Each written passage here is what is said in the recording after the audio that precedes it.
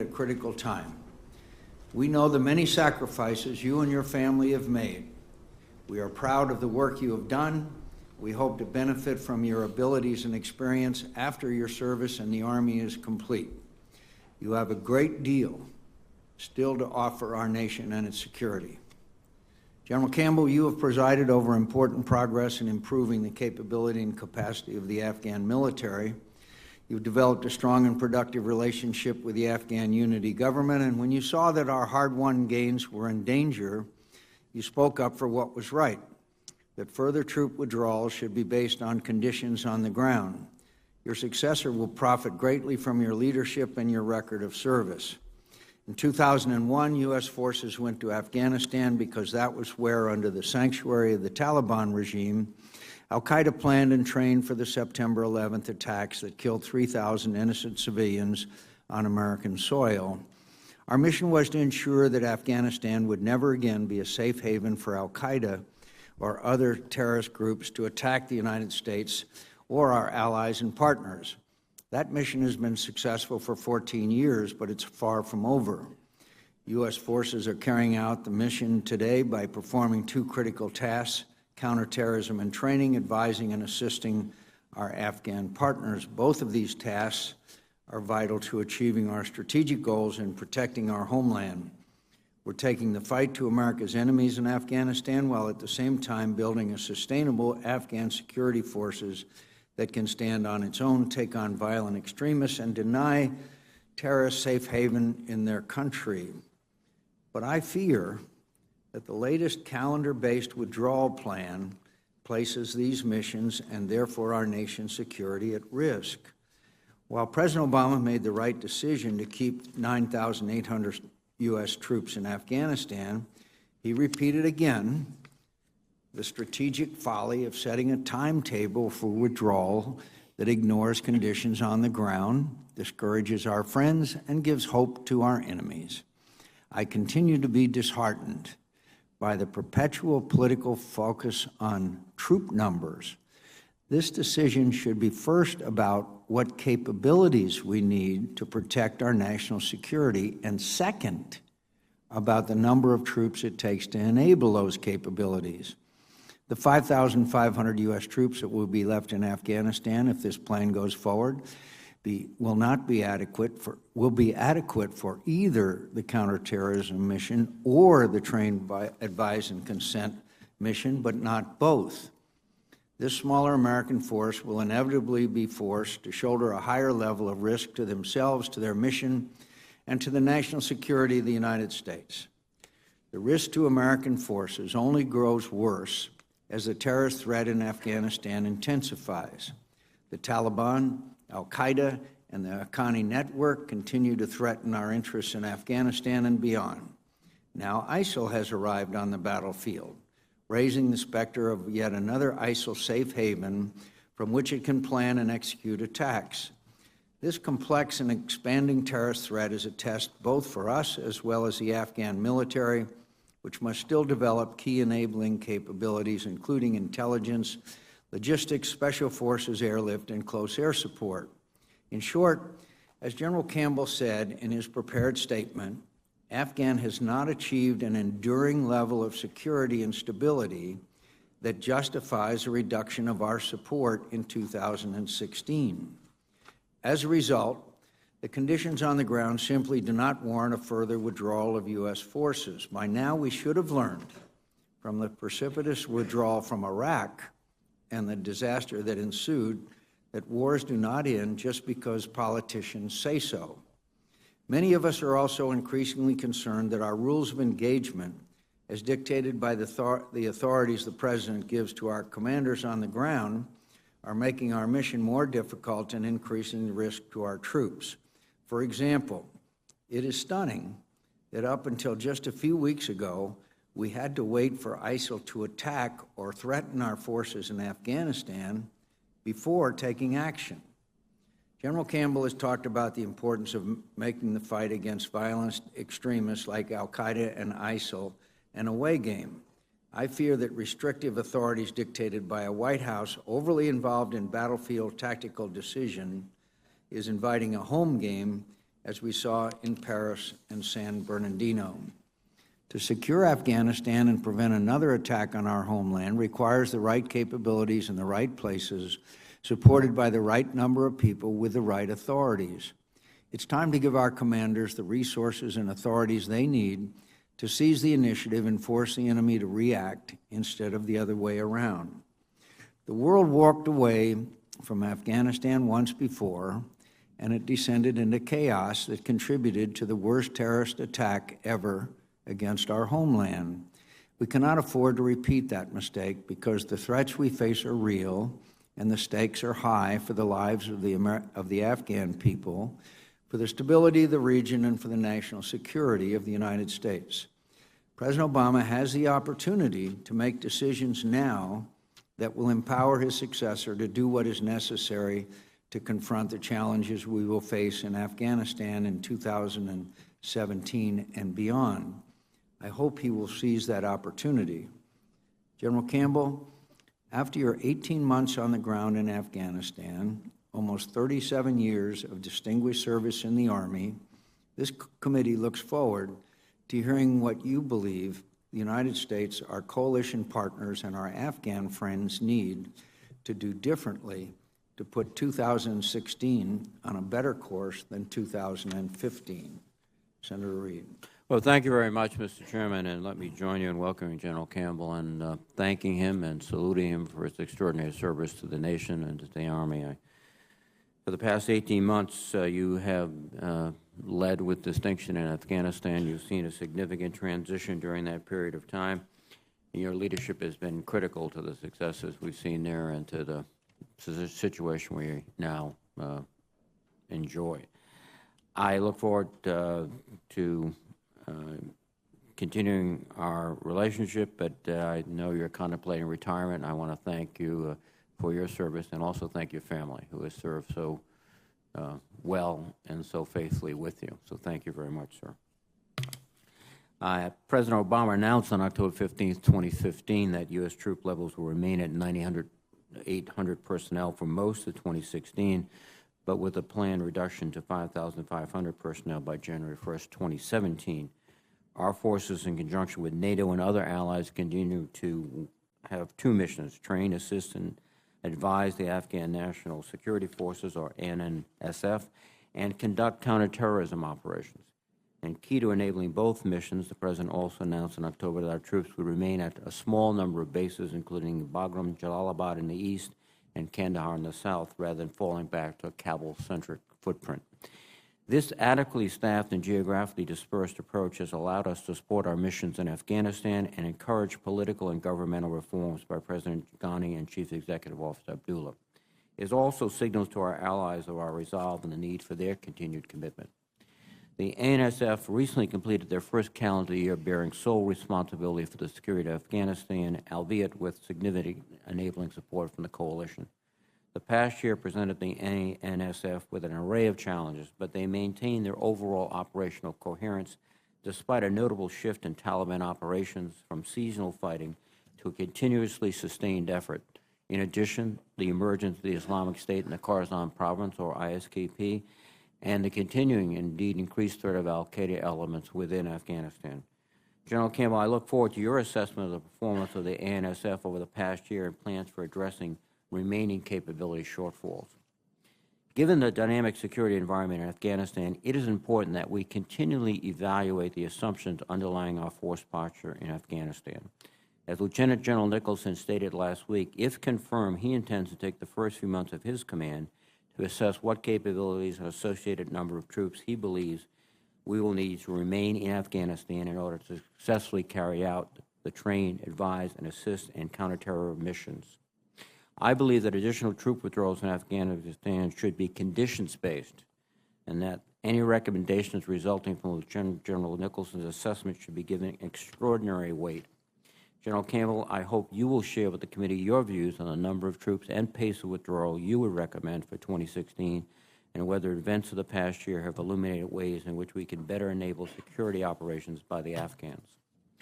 Lastly, as we look forward to the 2016 NATO Warsaw Summit in July, it will be important for the National Unity Government led by President Ghani and Chief Executive Officer Abdullah to demonstrate progress on anti-corruption and other governance initiatives, to give the international community confidence that its assistance is being effectively utilized.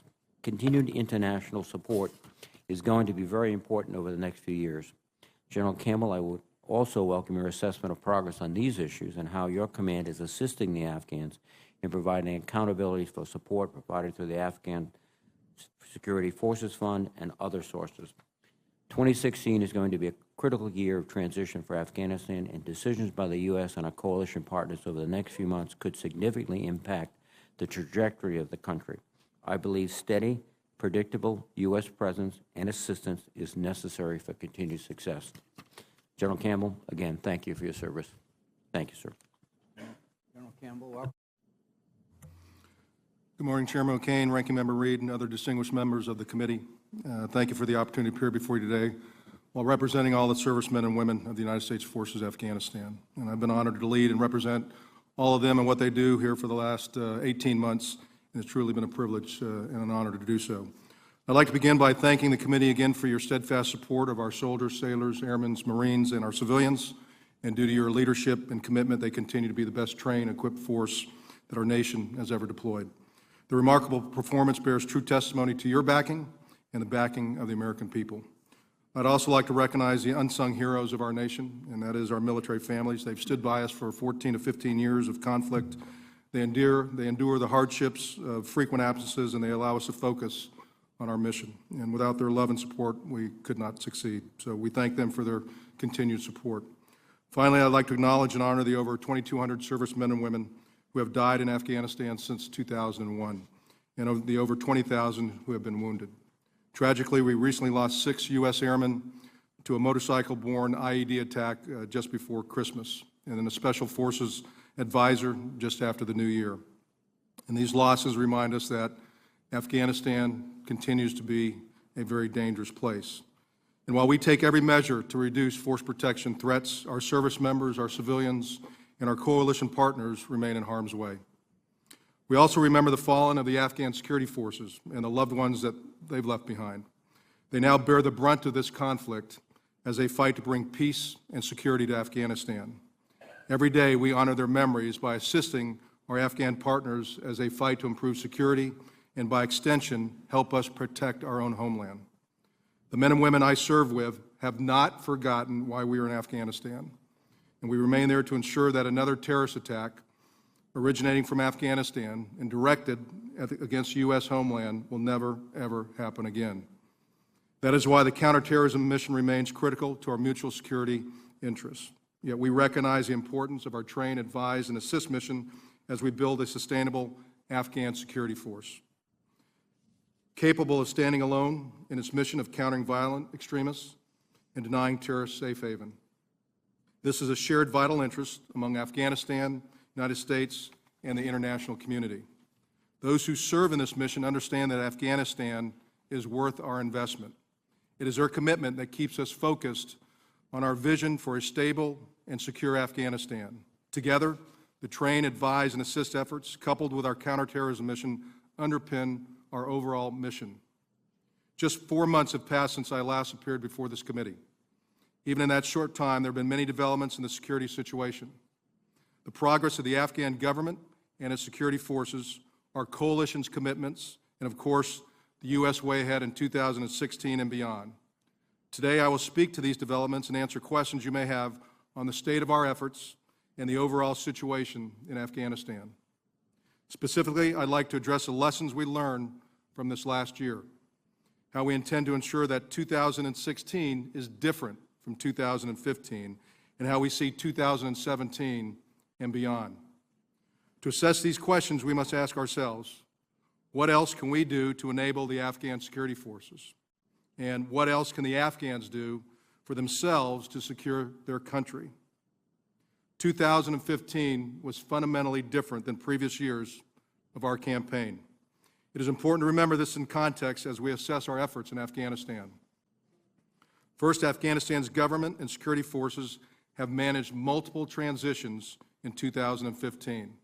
Second, the U.S. and coalition mission and force structure has significantly changed.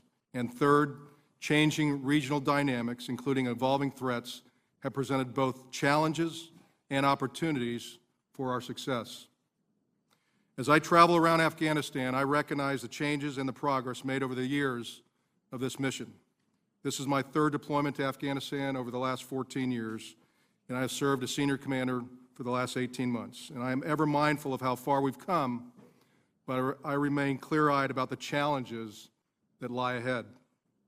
Now more than ever, the United States should not waver on Afghanistan. The crucial investment we are making provides dividends that achieve our strategic goals, secure our homeland, and position us well in a region that's been a source of terrorism and instability for decades. Many of you have heard me say that for every bad news story we hear coming out of Afghanistan, there are 10 good news stories we don't. While this is to be expected, I think it tints our view of our progress and prospects for success in Afghanistan. It is my intent to provide a balanced assessment that not only exposes the challenges that lie ahead, but also illustrates our gains in the Afghan progress. With that in mind, I'd like to address the concerns of what many feel is an overall declining security situation in Afghanistan. The situation is more dynamic than a simple yes or no answer would adequately address. In fact, as of last week, the units we have on the ground throughout the country report that of the 407 district centers, 8 of them, or 2%, are under insurgent control. We assess that another 18, or 4%, are under what we call insurgent influence. Often these district centers are in remote and sparsely populated areas that security forces are not able to access very often in force. Additionally, at any given time, there may be up to 94 district centers, around 23%, that we view as at risk. These figures make 2 clear points. Number one, that approximately 70% of the inhabited parts of Afghanistan are either under government influence or government control. And 2, the importance of prioritizing Afghan resources to ensure key district centers do not fall into insurgent influence or control. Over the last 8 years, the Afghan security forces have made advancements, beginning as an unorganized collection of militia and developing into a modern security force, with many of the systems and processes of an advanced military. They have proven resilient and continue to make significant strides in only the second year in which Afghan forces assumed the lead for security throughout Afghanistan. They have demonstrated the ability to successfully conduct effective, large-scale, multi-pillar clearing operations across the country, including in Helmand, Ghazni, and Nangarhar. Following insurgent offenses, the Afghan security forces were able to retake key territory, as they did in Kunduz, with strong performances from all the security pillars. Simultaneously, while the tactical units were conducting these operations, the security institutions had to continue developing the force. This includes many complex tasks such as budgeting, force generation, personnel management, national-level maintenance, logistics, and procurement. These are areas that challenge even the most advanced militaries in the world. And I like to say what we have accomplished there is akin to building an airplane while in flight.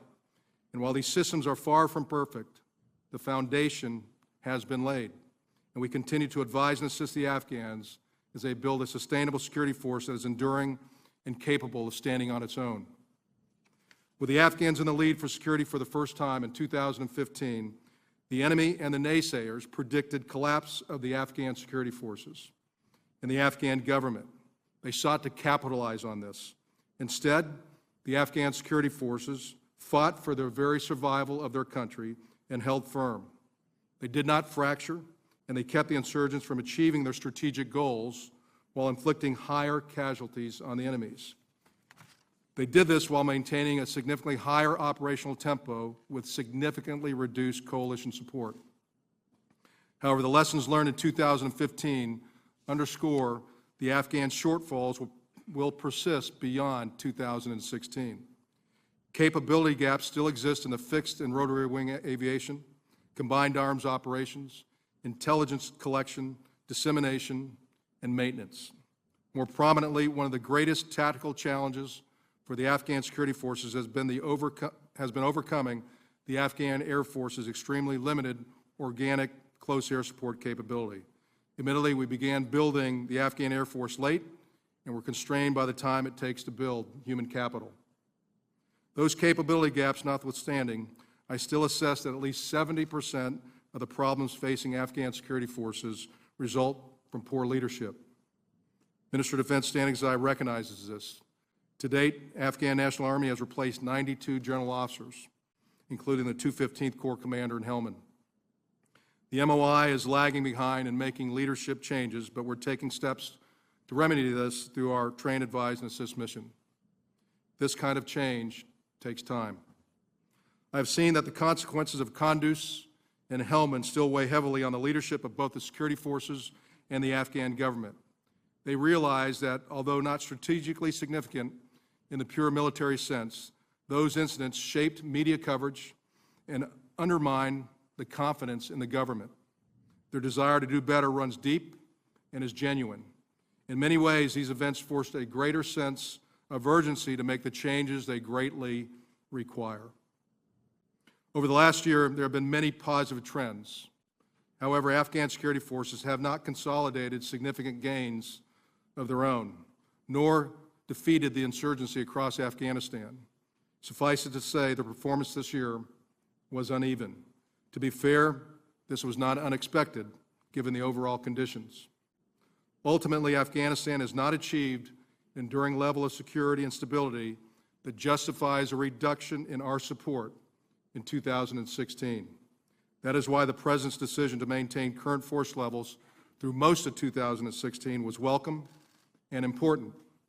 This decision set the example for NATO, encouraging other allies and partner nations to maintain, or in some cases, increase their contributions to the Resolute Support mission. During this winter lull, we are focusing on steps to best prepare the Afghan security forces for the summer campaign of 2016. Their leadership shares this focus, and they are dedicated to resetting the force, implementing reforms to improve training, equipping, and rebuilding of units that have endured unusually high operational tempo for long periods of time, especially those forces in Helmand. Such reforms are critical and are taking root with the Afghan security forces, but broader reforms remain important to success in Afghanistan. The Afghan government, including its security institutions, continues to show progress in battling corruption and achieving other reforms such as gender integration. However, much work still needs to be done. We fully understand that many want to see more progress on social and human rights issues before continuing to commit resources to Afghanistan. The National Unity Government also recognizes this and has welcomed our increased use of conditionality to usher change. They understand the importance of stability, opportunity, and hope. They understand the importance that keeping the donor nations engaged. And they understand that hope inspires people to stay in Afghanistan instead of seeking opportunity elsewhere. Afghanistan is at an inflection point, and I believe if we do not make deliberate, measured adjustments, 2016 is at risk of being no better and possibly worse than 2015. To place this into context, I would like to emphasize the uniqueness of 2015 and some dynamics I think we should soberly consider as we assess our way forward. The enemy has also changed this year. Unlike previous years, the Taliban extended the fighting season and has continued to conduct operations in Helmand as called for by the Taliban leadership. Even so, the Taliban recognize that they have no lasting gains to consolidate from last year and cannot afford to cede the limited ground they do hold. They are also coming out of the year that saw fracturing of their organization, competition from other insurgent groups, resulting in loss of legitimacy and high casualty rates, probably their highest casualty rates in years. As I meet with Afghan soldiers and police, I remind them that the Taliban are not 10 feet tall and bulletproof. They face significant challenges and they can be defeated. The fact is often forgotten in prominent media reports. The brief notoriety the Taliban gained in Kunduz and Helmand is still overshadowed by the significant cost of those efforts, compounded by the loss of credibility and unity as the enemy infighting continues. The Taliban's public narrative in Afghanistan is waning too. It is not lost on the people of Afghanistan that the Taliban are killing Afghans, security forces, and innocent civilians alike. Recent public information campaigns have also been more forceful, stressing to the public that the Taliban have no plan for the development of Afghanistan. The Taliban are here to kill you. The Taliban are against women. The Taliban are against education. And the Taliban are against progress for the nation of Afghanistan. As these messages resonate, the government must show that it is the only viable option for Afghanistan. At the city, district, provincial, and national levels, the people of Afghanistan see that the return of the Taliban represents a return to brutality, criminality, and oppression. The operating environment is also evolving for the Taliban due to the emergence of other insurgent groups and terrorist groups. One such group is Daesh in Afghanistan, or the Islamic State Khorasan Province, ISKP. Daesh continues to conduct brutal attacks against civilians and directly competes with the Taliban for resources to establish a foothold in the country. They have focused their efforts on establishing a presence in Nangarhar and recruiting in other areas. We recently gained the authority to strike Daesh. Since then, we have had considerable success in degrading their capabilities. The rejection of Daesh by local elders who are working with the Afghan security forces has also slowed the enemy's progress. The strikes have been effective in mitigating their growth. We must maintain constant pressure on Daesh and dedicate intelligence resources to prevent strategic surprise. The Taliban has had to adjust to this year's strategy in order to counter the emergence of Daesh and the other insurgent groups. This dynamic has served as a distraction to the Taliban, requiring them to shift precious resources from fighting the Afghan security forces to countering opposition groups. More than just consuming resources, the infighting and resultant inability to maintain cohesion has also severely damaged the credibility of the Taliban's core narrative of being a strong, united organization. Groups aligned with the Taliban, such as Al-Qaeda and the Haqqani network, continue to threaten our national security interests. Al-Qaeda has been significantly weakened, but as evidenced by a recent discovery in Al-Qaeda camp on Afghanistan's southern border, they are certainly not extinct. The Haqqani network remains the most capable threat to the U.S. and coalition forces, planning and executing the most violent, high-profile attacks in Kabul. These are certainly not residual threats that would allow for peaceful transition across Afghanistan. Instead, they are persistent threats that are adapting to changing operational environment. Ultimately, the threats Afghanistan faces require our sustained attention and forward presence. Reconciliation is a path needed to obtain a negotiated settlement and end the conflict in Afghanistan. Current reconciliation efforts are an Afghan-led, Afghan-owned initiative. Recently renewed quadrilateral meeting in mid-January included Afghanistan, Pakistan, United States, and China. It has been over a year since the formation of the National Unity Government. It has faced institutional and political difficulties, yet can lay claim to some meaningful reform and progress during its first year. The Unity Government may be fragile, but it is holding, despite being challenged, and it's making continuous progress and building momentum to create an increasingly viable future.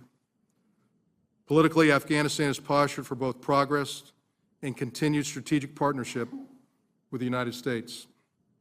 We have a strong and willing partners in President Ghani and Chief Executive Abdullah, and this has not always been the case. So as I said at the beginning of this statement, we now ask ourselves, what else can we do to enable the Afghan security forces? And what else can the Afghans do for themselves to secure their country? A strategic stalemate without end is not the goal of this campaign, nor is it true to the reason we came here over 14 years ago. In fact, recently submitted NATO strategic assessment makes recommendations for adjustments to the current NATO op plan that, in my best military advice, will help push the campaign past this inflection point and increase the prospect of achieving our shared goals. Measures that NATO is considering include advisory adjustments to give commanders more flexibility on the ground, and shifting from a yearly outlook to a 5-year vision to give all donor nations, and especially Afghanistan, the confidence that comes with predictability of support. The United States must continue to show flexibility with our mission in 2016 and beyond. As the commander, I am responsible for aligning our national objectives with ways and means while managing risk. Now that we have been allocated our resources for 2016, I'm assessing the ways in which we ensure that 2016 is not a rerun of 2015. Based on conditions and the performance of the Afghan security forces during this winter lull, I am also reviewing how well those forces will likely perform in 2017 and the U.S. and coalition resources required for their continued development. This is all part of a broader process, of which my assessment is only one part. I will provide my assessments of our strategy to my military leadership as well as my successor, Mick Nicholson. I think it's important to remember that this time last year, our plan was to transition to 1,000 troops, Kabul-centric footprint. Due to conditions on the ground, the President made the decision to extend 9,800 through most of 2016 and increased our posture to 5,500 in 2017. This decision proved flexibility to make adjustments and represents the kind of conditions-based approach that is so important for our mission in Afghanistan. Key to this long-term success in the region is the resiliency of the Afghan government and its security institutions, and the ability to serve as a regional partner in our combined efforts to counter violent extremism. It's important to remember that the National Unity Government welcomes our assistance. They are a dependable and steadfast counterterrorism partner in South Asia. 2017 marks a significant change in our approach as we focus our efforts to capitalize on the gains of the past decade and build the capacity of the Afghan security institutions. We now have a window of opportunity to increase our likelihood of achieving strategic success. Of course, our support should not be seen as open-ended, and I believe our approach is sound. This year, we apply greater conditionality to the Afghans in managing the resources we give them. We're also developing a 5-year vision out to 2020 to help better define what we are trying to accomplish and avoid a year-to-year mentality.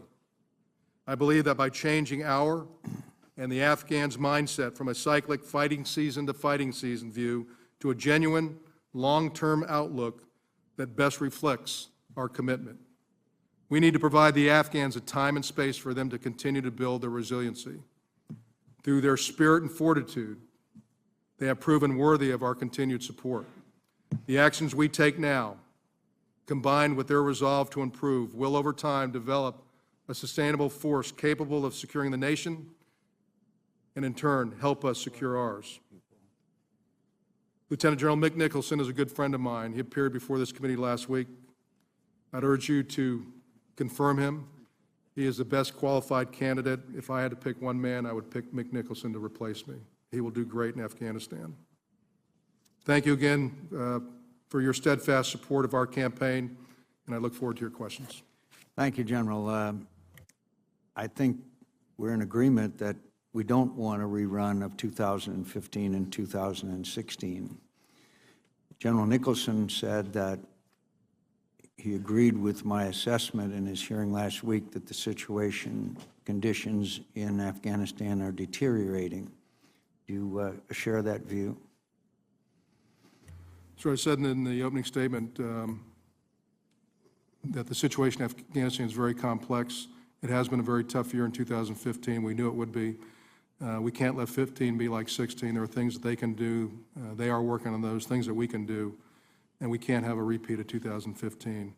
The Taliban have been emboldened by our withdrawal, the lack of close air support the Afghans have had, and so they have fought the Afghan security forces very tough, and we can't let that happen as we move forward. The situation has been a lot harder for them, sir, and we can't let that continue in 16.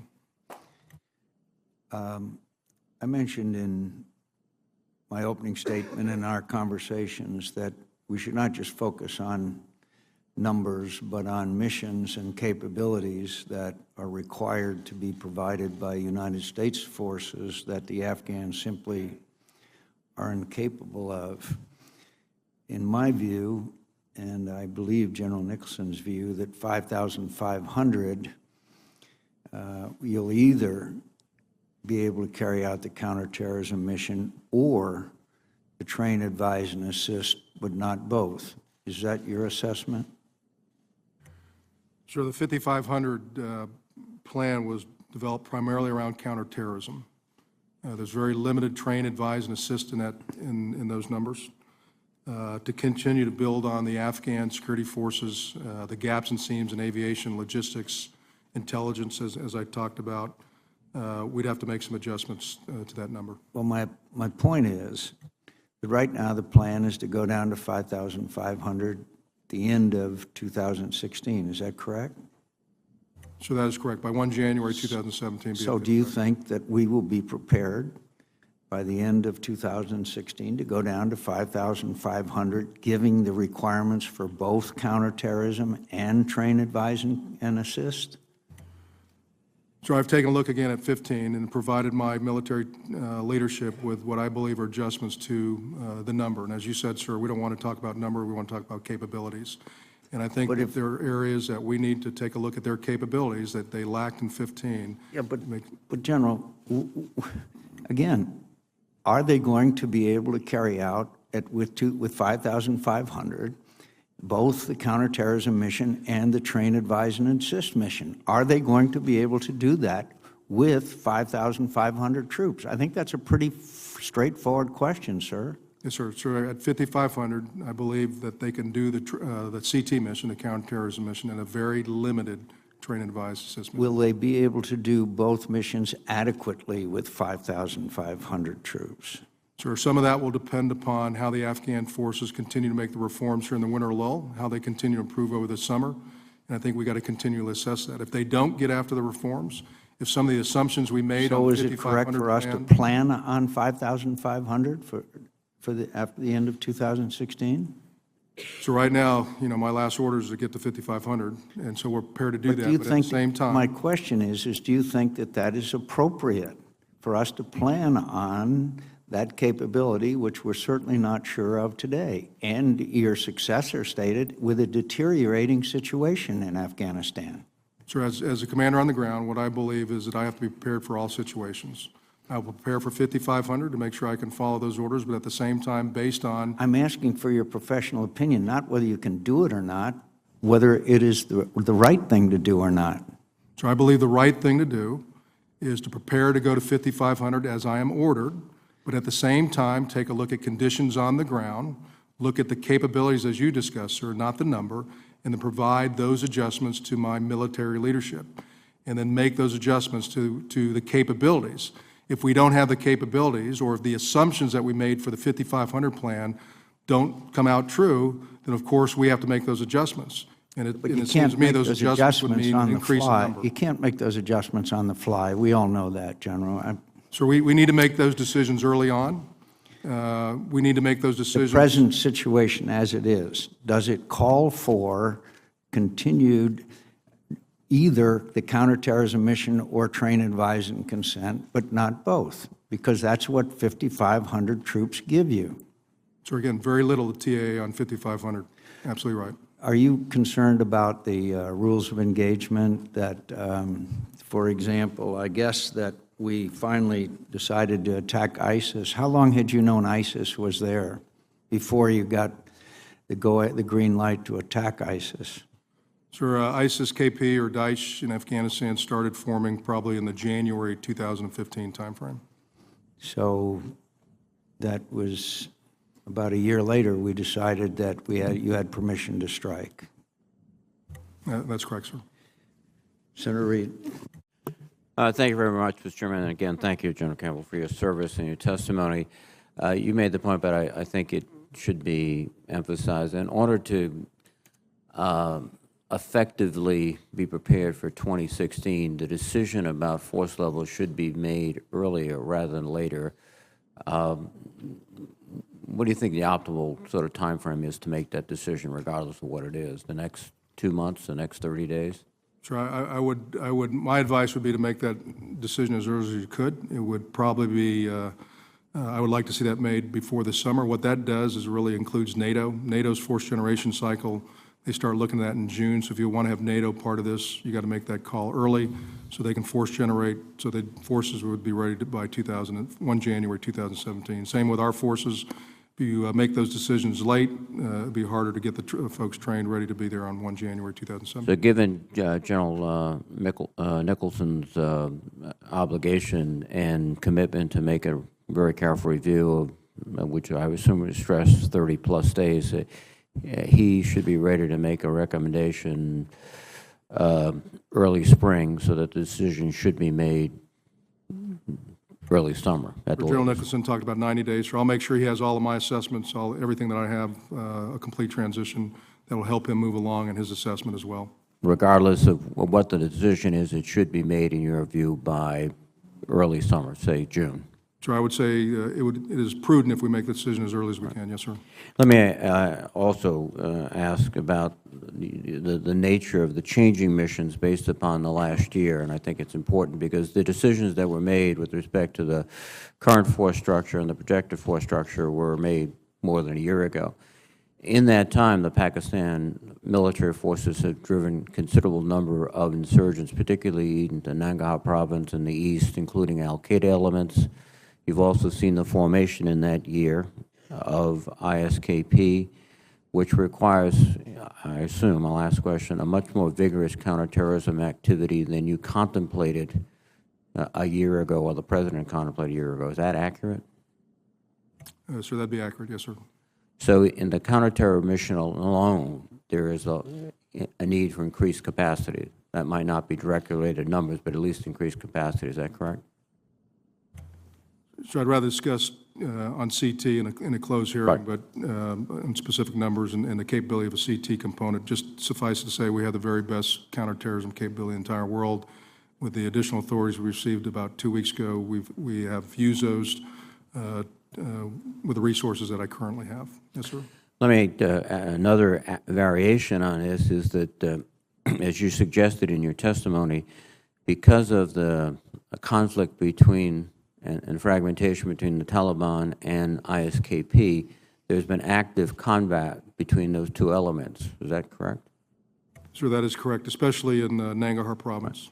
And our efforts now are authorized to degrade ISKP could leave a situation where the Taliban has much more flexibility to attack Afghan national security forces. Is that a real possibility? So we got to balance that. So yes, sir, that is a possibility. So it raises the issue of authorities in terms of having the authority to also conduct strikes against against Taliban elements, even though they might not be directly threatening American personnel and force protection. Is that something you're thinking about? Sure. As I talked about, making sure that 2016 is not like 2015. As I bend that, you can bend more people, more resources, or more authorities. And so I believe that the authorities piece I've taken a hard look at, and I have provided recommendations on mitigating and adjusting authorities to my chain of command. But one of the aspects here is that and you suggested the complexity and the interrelatedness of all of these different decisions, that the decision to go after ISKP proactively raises the issue of whether the Taliban will take advantage unwittingly of our attacks, and that's something we have to also consider. I think that's a point you would agree with. Yes, sir. And again, sir, the goal is to build the Afghan capacity so they can Right. do this themselves as well, but absolutely. The other issue in terms of military is the overall requirements to move the Afghan national security forces from a static deployment to a much more proactive deployment. And that is something that will require resources in the training assist mission to not only training but also providing enablers so that they can get out of those fixed positions, the checkpoints, et cetera. That adds another sort of capacity requirement in your view? Sir, it could. I think it really depends on the leadership of the Afghan security forces. They have been trying to reduce checkpoints. In some corps, they've been able to do it okay. In other corps, they haven't done anything. So it is about leadership. And additional train, advise, and assist could potentially provide assistance to them to get after that. This is one of the short-term reforms we're trying to get after during this winter campaigns. And you'll evaluate that, and that'll help inform you and, more appropriately, General Nicholson when he makes a recommendation. Absolutely, sir. Yes, sir. Thank you very much. Thank you, Mr. Chairman. Senator Fisher. Thank you, Mr. Chairman. Welcome, General Campbell, and thank you so much for your many years of service to this country and to our people. When we met yesterday, you talked about transitioning the Afghan Army out of a defensive stance into more of a focus on an offensive action. So I would like to ask, what are the main steps that you see that must be taken in order to accomplish this? You earlier mentioned the capability gaps, and we see that with intelligence, aviation, but that's going to take quite a few years to remedy. And so I'd like to focus on how those gaps relate more to operations. Do you think it's going to take years for the ANSF to move to that defensive stance, and how is that transition going to relate to those capability gaps? Thank you, Senator, for the question. We've been working on reducing checkpoints, trying to get them more maneuverable for the last year. The focus during the winter, because they saw the result of not doing that during the fighting season of 15, where they had more casualties and they were defensive in nature.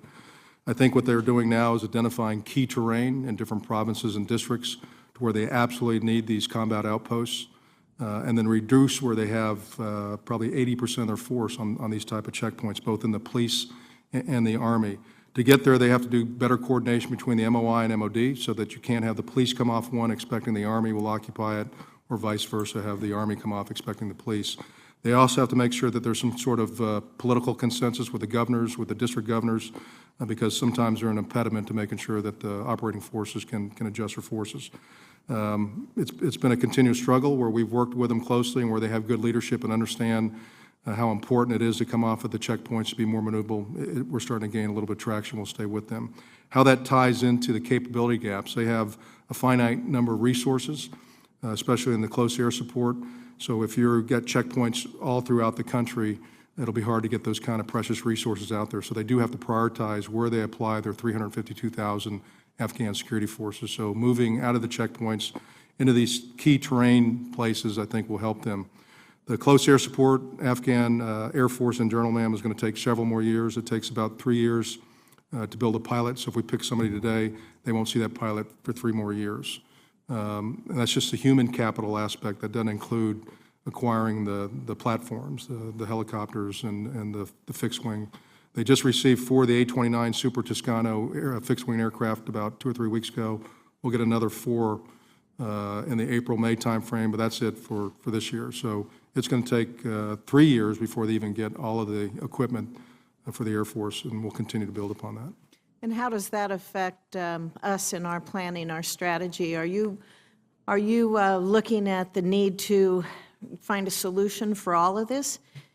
As we look at cutting down troops, how does that all tie in? Because there's a number of operations that are out there. Do we have to fix it all? Ma'am, I think for the close air support, again, it's a long-term effort to make sure that they have the right rotary wing and fixed wing support, but that's going to take several years. We do have a current plan. What I've asked to do is another study to take a look at a longer-term plan to convert Mi-17s,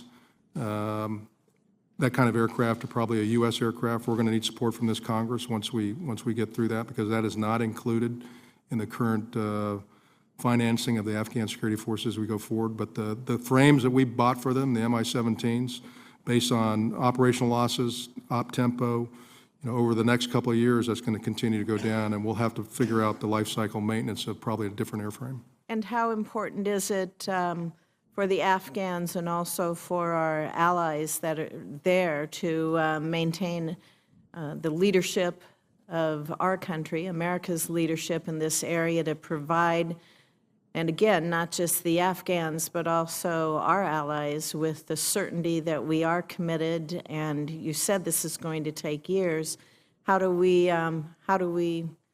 get the message to them that we are committed, they have that certainty, when we have discussions about lowering personnel, lowering our troops in the area without regards to what's taking place on the ground? Yes, ma'am. We have to talk in longer terms. We can't talk cyclic 1 year at a time. I think it begins this year at Warsaw, where we get all the donor nations to commit to long-term for financing of 2018, 2019, 2020. If we can finance it that way, we ought to talk about people, equipment, resources the same way and talk in terms of 5 years. NATO made their decision to continue Resolute Support after the President made our decision to stay at 9,800. As long as the U.S. leads, then I think NATO will continue to be there with us. Now that they are going to be with us into 2017, as I talked about adjustments, the 5,500 number did not include really support to NATO. So again, that's one of the adjustments I've taken a look at since that decision was made, and have provided those adjustments that I said we have to make on that 5,500 capability as we move forward. And we're seeing support of our NATO allies when they know that we are going to be there and lead. Do we also see support with the Afghan people? Ma'am, I talked to NATO right after the October decision. They're absolutely on board. All the countries continue to support in 16. Many have already committed for 17. So again, I think they understand that this is NATO's largest mission, NATO's longest operation they've ever had in their history. They want it to be successful. If we continue to lead, NATO will be there. As far as the Afghan people, every survey, every time I talk to Afghans, overwhelmingly understand that to continue to build their Afghan security forces for a secure country, they're going to need our support, and they overwhelmingly want that. Thank you, General. Thank you, Mr. Chairman, and thank you, General Campbell, for your service. And this country certainly owes a debt of gratitude to you and your family for what you have done, and I wish you much success in whatever you decide to do next. I want to continue the conversation you were just having with Senator Fisher, because I think your point in your testimony about the need to provide a long-term commitment to Afghanistan that people can count on so they don't feel like we're going to be leaving at the end of each year is very important. Do you, when you talk about the support from the international community and NATO, have they continued to make the financial contributions that they have committed to for Afghanistan? And have you spoken with them about their willingness to commit to a 5-year plan for the country? Ma'am, I raised a 5-year issue. General Breedlove raised it at the last Chief of Defense conference a couple weeks ago. It'll go ahead to the Ministers of Defense of all the countries next week. And I think based on what I saw from the CHODS conference, there should be pretty good support as we move forward. I think they're absolutely for that. It gives them the ability to plan, to resource. Again, any budget 1 year at a time is very, very hard to do. So I think NATO is completely on board with that. All the countries continue to provide the assistance that they pledged at the Chicago 2012 conference. Again, the United States is the biggest contributor, but the NATO countries continue to provide and have done so. And I think if we talk in terms of a long-term commitment, it does a couple things. It gives confidence to the Afghan government, to the national government, to the Afghan people, to the Afghan security forces. It sends a message to Pakistan. It sends a message to the Taliban. And it sends a message to NATO. So again, long-term commitment, talking those kind of terms, conditions based on the ground is the way we need to move forward to enable the Afghans to have predictability and stability. A lot of reason you see a lot of the refugees leaving out of Afghanistan this year is because of the instability. Security, of course, but again, the instability of thinking people are going to leave year after year after year. So just to be clear, they are current in financial obligations that have been made. The countries have, yes, ma'am, and Afghanistan, based on the Chicago conference, pledged $500 million a year toward the security forces, Right. And they have met that, and they want to continue to bring that up. Thank you. Earlier this week, there were reports of several airstrikes that destroyed a radio station that was operated by ISIS near the border with Pakistan, and obviously the radio station is assumed to be broadcasting extremist messages. I was interested in your comments about the efforts of the central government to, I don't want to call it propaganda, but to point out the differences to the Afghan people between the work of the central government and what they're seeing from the Taliban, and I assume from ISIS. So first I want to ask, do the people of Afghanistan distinguish between the Taliban and ISIS? And as you say, this battle is really as much as about the hearts and minds of the Afghan people as it is about the military conflict. And to what extent is there support for what the central government is doing in trying to point out to the people of the country the differences between the Taliban and what the central government is proposing, and how much are we helping in that effort? Thank you, ma'am, for the question. Absolutely, the Afghan people understand and see the difference between Taliban and Daesh or ISIL, and they understand that ISIL has been very brutal. All the countries in the region absolutely understand that ISIL has been very brutal and have talked to Afghanistan about what they can help fight this regional piece about ISIL. And President Ghani looks at it as not as an Afghan problem, but as a regional and actually a global piece, and that everybody has to stand up for it. As far as providing confidence to the people, I think it depends upon what part of the country, what district you're in, what leadership is out there. If you have good district governors, he has good people in his staff. They provide what the people want. They care for them. Then they absolutely believe that the national government is supporting them. Other places that they don't have that, and all you have is the Taliban, and the Taliban provides some sort of support to them, then they're going to believe the Taliban. But again, people want the same things we want here. They want their kids to go to school. The Taliban don't believe in that. They want folks to have a job, to have a roof over their heads, on and on. So overwhelmingly, they don't want to go back to Taliban days. But if they don't have support from the government at the lowest levels, they're going to make the choice to go with whoever is supporting them. The national government knows it has to do a better job on getting out and being with the people. President Ghani was just in Kandahar yesterday. He is getting out now to all the different provinces to really meet with the leadership. And he's doing another thing by taking the ulama, or the religious leaders as well, and making sure that they're tied into it, because they absolutely can help get the right message across about what the government is trying to do and how bad the Taliban is. And I know my time has expired, Mr. Chairman, but if I could just ask him to follow up on the other part of my question, which is, are we contributing at all in terms of direct assistance to a counter ISIL, a counter Taliban message to the people of Afghanistan that's organized? Ma'am, I can give you that in a closed hearing, if I can Okay. provide that to you. Yes, ma'am. Thank you. That would be helpful. Thank you, Chairman. General Campbell, I want to thank you for your distinguished service to the country and for your leadership. You've done an excellent job, and I wish you the best going forward, and I want to thank your family as well. We're very proud of you. I wanted to follow up on the questions that Chairman McCain asked you about the drop in troop levels in Afghanistan to 5,500. As I understand your answer, this will enable very little train, advise, and assist, and will be focused on a CT function in Afghanistan. And my question to you is, if that decision in fact stands and that's where we remain, what risks do we incur by going in that direction? Especially as I heard your testimony based on what happened in 2015 in Afghanistan. Thank you, ma'am, for the question. Again, the 5,500 number was primarily built around a CT structure. And as we've taken a look at that decision and what's changed on the ground, elections are going to happen potentially in October. That was not considered. Assumptions that the Afghan security forces should provide other things to support that number. If they don't make some of the reforms, then General Nicholson will absolutely have to come forward and say, this assumption did not prove true, therefore we need X.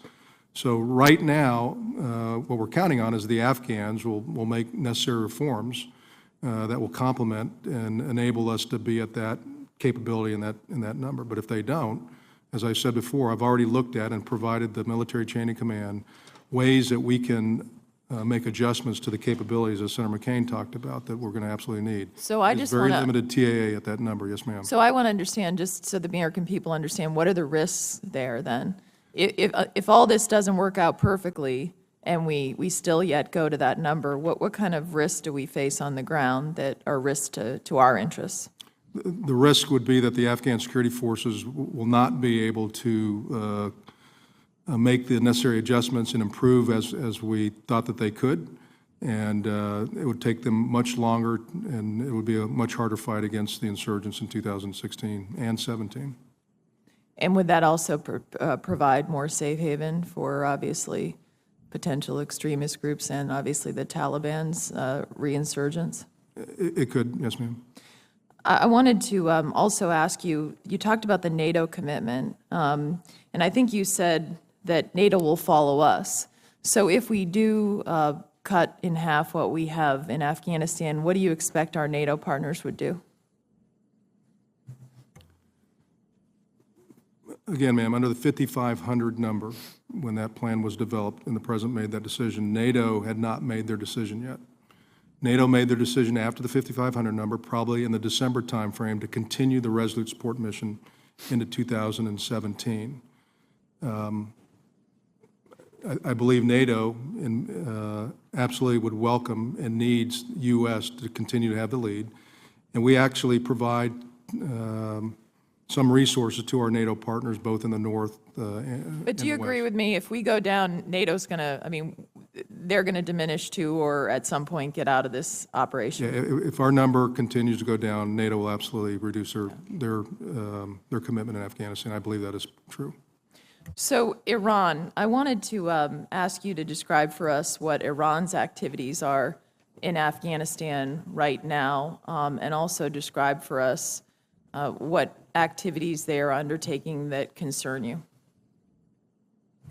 Ma'am, I think what Afghanistan is trying to do is have a sovereign country to sovereign country relationship with their neighbor to the west, Iran.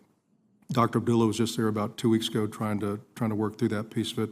I am concerned that Iran has provided support to the Taliban in order for the Taliban to fight ISIL or Daesh.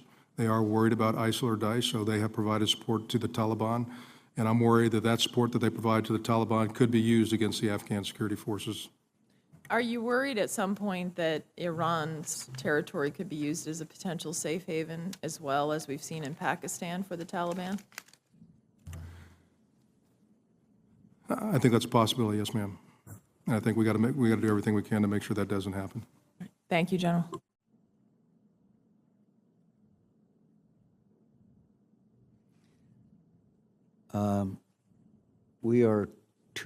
I'd very much like to move the nomination of Lieutenant General Nicholson. We are 2 senators short of the required quorum. I would ask one short, who I understand is on his way. I would ask unanimous consent, since we're only 1 short, to waive the rules and ask the committee to consider the nomination of Lieutenant General John W. Nicholson, Jr. to be General and Commander Resolute Support and Commander United States Forces-Afghanistan. His nomination has been before the committee the required time. If there's an objection to the 1 short of the quorum, I'll be glad to withdraw that. Hearing none, then is there a motion to so favorably report Lieutenant General Nicholson's nomination to the Senate? So moved. Is there a second? All in favor, say aye. Aye. The motion carries. Thank you. Senator Blumenthal. Thanks, Mr. Chairman. General Campbell, thank you for your service in Afghanistan. Could I just, Senator Donald, you are in favor of the nomination of General Nicholson? If you say so, sir, I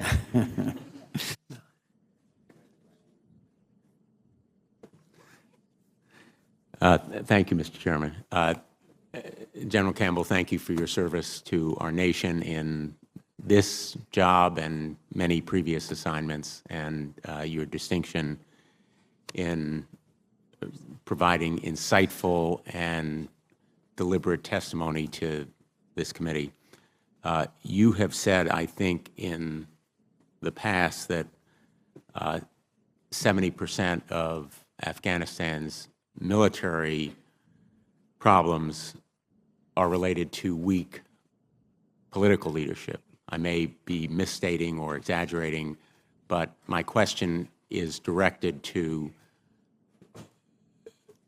less the technical strength or viability of the military capacity of the country and more to the effectiveness and reliability of the political leadership. In your view, is Afghanistan's political leadership up to the job? So if I can just say about the 70% I was referring to, military leadership, 70% of the problems they have in the MOI and the MOD is based on the leadership they have there. And if they pick the right leaders and they hold them accountable, that'll take care of many of their issues. So your question on the political piece, and again, I stand corrected, and I apologize for... I understand, sir. On the whether or not President Ghani, Dr. Abdullah, I think you're asking, sir, the national unit government is viable. Can it govern as we move forward? So it survived the last 15, 16 months in their very, very tough fighting season where Afghanistan was fighting for its survival. It survived President Ghani reaching out to Pakistan to try to change the dynamics on the ground in that relationship. It sustained opposition like President Karzai doing different things out there. So it's been a rough road. We shouldn't make light of that, sir. But President Ghani and Dr. Abdullah, on the big policy issues, I believe there's no daylight between them, and they continue to work very hard because they understand how important it is for the future of Afghanistan, and they know there's no other viable option. When it comes to picking governors, ministers, other folks, and I really do think it's the people around the president, people around Dr. Abdullah, that are stirring up the waters. And again, I see both Dr. Abdullah, President Ghani, many times a week, and they are a great partner, and they understand how, and they value their foundational partner is the United States. And I think we have to continue to work with them. They understand the issues and challenges they have to work on, but it's going to take them a while to do that, sir. And I think we just got to continue to provide the assistance we can to help them move that forward. And you'd agree that, as we saw in Iraq, an inclusive and effective government in Afghanistan is essential to military success? Sure, absolutely. I mean, there's no comparison between what you had in Iraq with Maliki and then what you have in Afghanistan today with the national unit government. On the issue of political relationships, I want to mention Pakistan. Are you satisfied with progress that has been made, if there has been progress, in combating the flow of both militants and munitions across the border from Pakistan? So when I think about Pakistan, I think about both political issues, economic issues. I most deal with the military to military issues and make sure that the Pak Army and the Afghan Army continue to talk core to core, and they talk those kind of issues. So they understand that they have to continue to do that, to fight this enemy that knows no borders, and that it's good for both of them to continue to develop that relationship. And if they're not talking, they're not going to go anywhere. I am concerned about what is going across both from Pakistan into Afghanistan, and quite frankly, as General Raheel has talked to me about, the chief of the Pakistan Army, potential stuff going from Afghanistan into Pakistan, as they believe happened a couple weeks ago on a school attack there. So I think the more mill-to-mill they can work together to improve discussion between core to core, what goes on between that very open border, that it'll only get better. But I am concerned about what's going across. Yes, sir. And my time has expired, but I thank you very much. Thank you. General, thank you and your whole team. I've had the pleasure to meet most of your folks over there, and I think you can look back on your time and say, well done. You kept Afghanistan together, and it's not Iraq. And let's talk about that for a second. Kunduz, when the Taliban came in and dislodged the police and the security forces, the town was retaken by the Afghans. Is that correct? Sure, that is correct. There's a big difference between Kunduz, Mosul, and Ramadi. Sure, absolutely. I mean, the fortitude and resilience of the Afghan forces to get back and take over a town of 300,000 in a very short time was pretty remarkable. If we had no U.S. troops there, how hard would it have been to accomplish that task? Sir, in my estimation, it would have taken a lot longer to be able to do that. Right now, this moment, if you had to tell this committee, should we stay at 9,800 based on what you know right now, this moment, for the rest of the year and into next year, what would you say? Sir, then I would be violating what Senator McCain told me to talk about capabilities, sir. And as, again, sir, what I've done is... You're try not to- bound by that. So what I'm telling you is that the 5,500, I am glad we're at 5,500, sir. We're in a much better place than we were. You mean the Yet- 9,800? 5,500. We're at 98 now, yes, sir. So Yeah. we're in a much better place than we were, and I'm very glad that we're there. But as we look at going down to 5,500, I've got to manage it. I want to keep 9,800 as long as I can in 2016 before I have to drop to 5,500. To do that after the fighting season between the October, November, December timeframe is going to be very, very difficult, but I have to figure out a way, and I'll Is pass the it. 5,500 a military goal or a political goal? So the 5,500 was a number based on certain assumptions and mission sets that were required to accomplish. If I ask you right now, do you think we should be at 5,500 at the end of the year? Is that a good military thing? So I would have to base it on conditions on the ground. Yeah, but you want to do counterterrorism, right? Yes, sir. So 5,500 is mostly counterterrorism centric. It's most CT, it has limited TAA. You yes, just sir. described to Senator Fisher tremendous gaps in the air capability of the Afghans. You've talked about 2015 being tough. I just don't see where the 5,500, did the military recommend 5,500, or was this just a number picked by the White House? So that was part of a long process that the military was tied into, yes, sir. I mean, no, my question is, did the military say, we think based on everything we know about Afghanistan, 5,500 is the right number? Did that come from the politicians in the White House?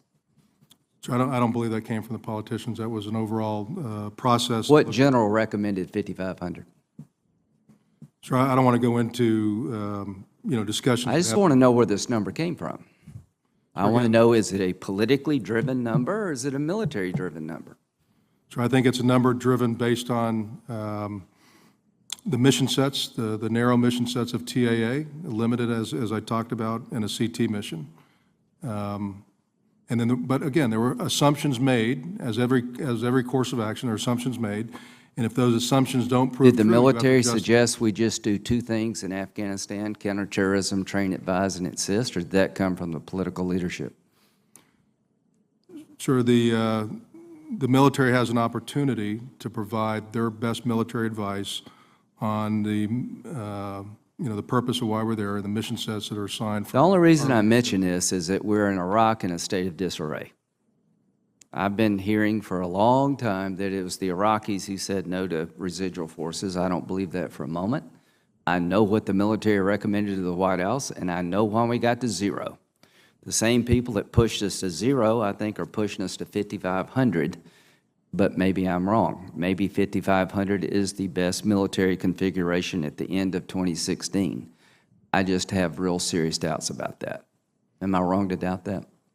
Sure, as I said, I've already provided what I think are adjustments to that number Okay. based on the capabilities that will be required to move forward. Is the Taliban an enemy of this country? I didn't hear the question, sir. Is the Taliban an enemy of the United States? The Taliban, as far as helping al-Qaeda and Haqqani and other insurgents groups, Taliban have been responsible for If many, the many Taliban were in charge of Afghanistan tomorrow, would our homeland be threatened? So I think would be more at risk. Are you prohibited from attacking senior leadership of the Taliban? So I have all the authorities I need to protect our coalition. Can you attack partners. the senior leadership of the Taliban? So if there's senior leadership of the Taliban that are attacking. I'm not talking about force protection. I'm talking about, can you go after the Taliban who are trying to take over the country of Afghanistan that would invite terrorists back into that region to attack us? Can you attack the Taliban? So I believe if the Taliban are a threat to us, I can attack them. If I cannot attack Taliban. Without because of shooting at a Taliban. soldier, can you attack them? If they're not shooting at one of our soldiers, can you attack them? So I have to make the force protection nexus to the Taliban. So our limitations on the Taliban is that they got to have a direct threat to the U.S. forces. right? Sure, again, I don't go into rules of engagement, authorities, and open hearing. What I would tell you is that our country has made the decision that we are not at war with the Taliban. Do you think we're at war with the Taliban? I think the Taliban have killed many of my soldiers. Do you think they're at war with us? So the Taliban continue Do you think the to... Taliban would welcome an attack on the United States if they could help make one happen? I do, sir. Yeah, thank you. Thank you, Mr. Chairman. In general, thank you for everything you've done for our country. We are really in your debt. When the 9,800 level was set, in light of the things that have happened on the ground, push here, push there, those kind of things, does the 9,800 level being there, when you set that number, did you anticipate things like this would happen? I mean, has that number, in your mind, needed to be adjusted because of what's happened, or do you think it's sufficient to meet the challenges that you deal with every day? Sure, the 9,800 number was already determined before I got there. Right. Right, so, and we were going down to 1,000 when I got there. And we had no CT capability at 1,000, we were Kabul-centric. Today, we have a CT mission and the ability to work that mission, and we're not Kabul-centric. So I think we have great flexibility as we move forward because of the decisions that have been made. The 5,500 number, as I've said several times today in testimony, is I have made my recommendations to adjustments on the capabilities that are required based on what we learned in 2015. And the 5,500 number is primarily focused on CT. If the Afghans cannot improve, we're going to have to make some adjustments, and that means that number will most likely go up. So, yes, sir. When you look at the situation and make a judgment, what are the things that worry you the most as you look at what lies ahead? So always number one in my mind is force protection of our men and women, to make sure that we have all the resources, the authorities to be able to protect them, and whether they're sitting at Bagram or whether they're sitting in Kabul or whether they're doing expeditionary advising on another combat outpost someplace in Afghanistan. So that's number one. Number two is I want to make sure that we continue, or I worry about the Afghans not putting the right leadership and having a sense of urgency to continue to move forward. They've made so many gains. They've done so well over the last 14 years to get to where they're at, that if they don't do some of the things here because of how long it's taken, they'll lose the confidence of the donor nations, and if they don't have the money, then they can't move forward. They absolutely need to have the continued support of the coalition and the nations to provide the funding.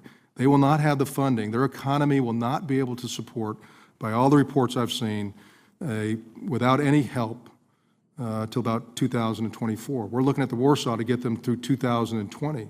But again, President Ghani is doing everything he can to build upon a regional peace to get their economy going. So I worry about our force protection. I worry about them being able to continue to make progress without other nations losing confidence and abandoning them. When you look at Afghanistan and some of the challenges with the Taliban have been in the more rural or outlying areas where they've had an outsized influence, is it that the people in those areas are more accepting of the Taliban, or they just don't have the ability to push back as much? So I think it's probably a little bit both, but probably more the latter, that they would like to push back, but if they don't have the police, the army, to be able to support them in those areas, the Taliban threatens them. In some areas they stand up, they do a great job, and that's where we get Afghan local police, and they work through that. But in other areas, they want to continue to survive, and the Taliban put that pressure on them. When you look at the Taliban, what are the biggest advantages that they bring to the fight on their side, and what's our best way to counter that? So again, the Taliban, what they've done well is the Afghan people, or really the Afghan security forces, and the first time I've seen it, and that's why I said the Taliban can be beaten. They're not 10 feet tall. But in many areas, their propaganda, their information ops have convinced many of the security forces that they can beat them. They can't. They can't. They're not manned. They're not equipped. They're not trained. The advantage they have is they don't follow any rules. They can kill civilians. They can target whoever they want to target. They can put out little IEDs out there that just kill indiscriminately. So that's what they do. I mean, they're terrorists. And so that's how they take advantage. They put fear in the hearts of the people. The Afghan security forces are like any of our other militaries that we want. They have to abide by rules. They have to watch out for civilian casualties. They have discipline. The Taliban don't have any of that. They offer nothing to the future of Afghanistan. Thank you very much. Thank you. General Campbell, it's good to see you again for this committee for the last time, it would appear. Thank you for your service, not just in Afghanistan, but your service for many years in uniform. You've certainly earned the right to drop the rucksack and ask someone else to pick it up now. I want to return to a topic that Senator Graham was addressing. You said, quote, "Our country is not at war with the Taliban," end quote. People have to make decisions for countries. Is that a decision that was made by the Commander-in-Chief, that our country is no longer at war with the Taliban? So that's a policy decision. Okay. But when you were asked if the Taliban would attack the United States today, if they could, you answered, "I do." That's correct? So they're attacking forces in Afghanistan, and again, the network in Afghanistan where you get Haqqani, Al-Qaeda, LET, it's all intermingled. And we know for sure that ISIL, we know for sure that AQ and some of its remnants have already attacked the U.S. and want to continue to have vision on doing that. So the Taliban support that in other ways, yes, sir. Okay. In your opening statement, you indicated that newly authorized airstrikes against the Islamic State in Afghanistan have been effective in slowing their growth. Would you expect the use of U.S. air power against the Taliban to have similar effect on the Taliban's progress in the country if you used air power against the Taliban? So again, I'm trying to build the Afghan capability to do that. But as I take a look at adjustments that need to be made, authorities is one of those for 2016. And as I said up front, I have provided my leadership some mitigating efforts that I think will improve the Afghan forces and their probability of success against the Taliban as we move forward. Yes, sir. As you were suggesting to Senator Graham about responding to the Taliban if they're attacking coalition forces, David Petraeus wrote in the Washington Post approximately 3 weeks ago that air power currently is used only, 1, to attack validated al-Qaeda targets, 2, to counter specific individuals or groups who have attacked coalition forces previously, and 3, to respond directly to attacks on coalition forces. According to leaders on the ground, U.S. and NATO forces are not otherwise allowed to attack Taliban targets.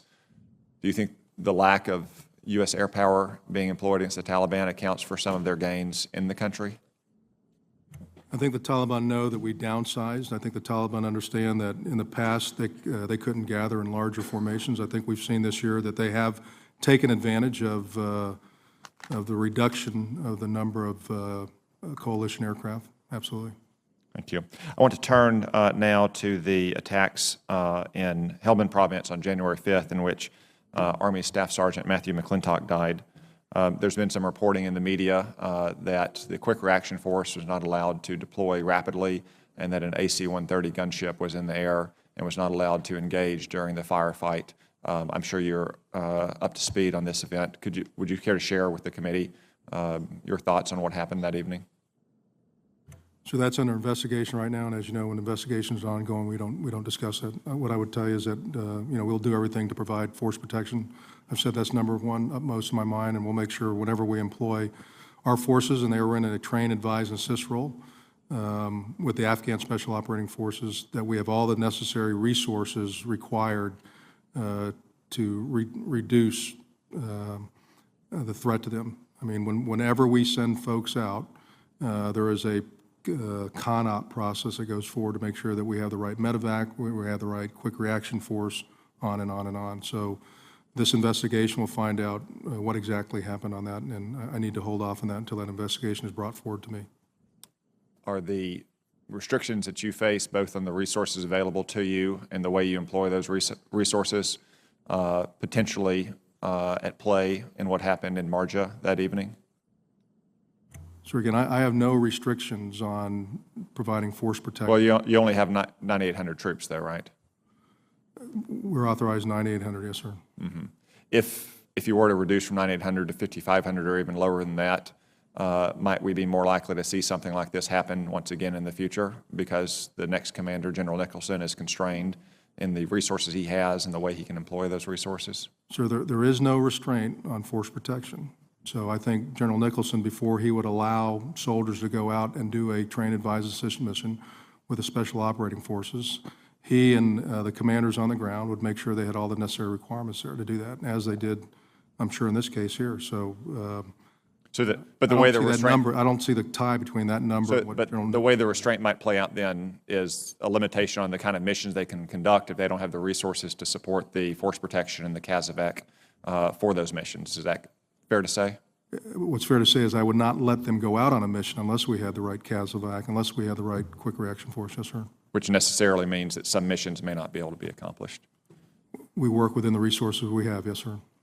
Well, thank you very much again for your service. I know you've been a commanding general of the Screaming Eagles. It came to our attention at his confirmation hearing that General Nicholson had never served there. He'd only served in the 82nd. I hope that he can overcome this deficiency in his background, but I do understand he once served under 101st Headquarters in Afghanistan, so maybe if you leave a combat patch in your desk, he'll hit the ground running. Sir, I'll do that. I also have 3 tours in the 82nd, sir, so I got a great affinity for the 82nd. But you capped it off at the 101st Air Assault. I did. Thanks, sir. Thank you, Senator Cotton, for that summary of General Campbell's career. We appreciate it very much. Senator King. General Campbell, you had a narrow escape a few minutes ago when the chairman asked for unanimous consent to move that nomination. I almost objected, not because of any reservations about General Nicholson, but about my extreme admiration for you and my desire to keep you there. I'm thinking of introducing a resolution forbidding your retirement, but... So you'll have to deal with Mrs. Campbell. Yeah, so thank you. That's all I'd say. I appreciate that. We've been talking around an issue today that's really troubling to me. I can't understand any good reason to announce in advance to an enemy that you're going to reduce your troop levels. I just can't. I can't. If I were the Taliban, I'd say, okay, fellas, let's go to Acapulco for 6 months and we'll come back in the fall when the Americans are no longer going to be doing anything but counterterrorism. Help me with this. But first, and you've been very diplomatic this morning, but first, isn't it true that in order to go to the 5,500, which is a fundamental change of mission, as you've testified this morning, it's a change of mission from train and assistant and counterterrorism to almost entirely counterterrorism. When does that change of that qualitative change have to start? It's not January 1st of 2017. Isn't it sometime late this summer, early fall? Sure, again, that becomes physics at some point in time on how you can move forces out responsibly and safely. And I would like to keep, and my recommendation, General Nicholson, will be to keep 9,800 as long as you can during the most violent part of the fighting season, which is the summer. So probably in the October timeframe, they'd have to really work hard to make sure they got down to the right number if they continue on the path to go to 5,500.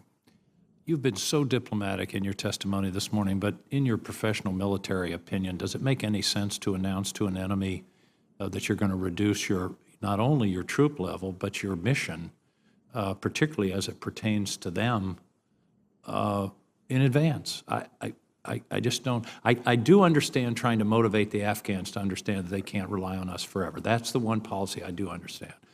But it's countervailed, it seems to me, by the signal it sends to the enemy that all they've got to do is wait for 6 or 8 months or a year. So, again, this is a policy decision, not a military decision. But I'm asking you, as a military man, as a general, you would not put a bulletin out the day before a battle saying, we're going to fight you guys like hell until midnight, but then we're going to withdraw our troops. So any military leader will want to keep all the advantage to him and not provide any advantage to the enemy.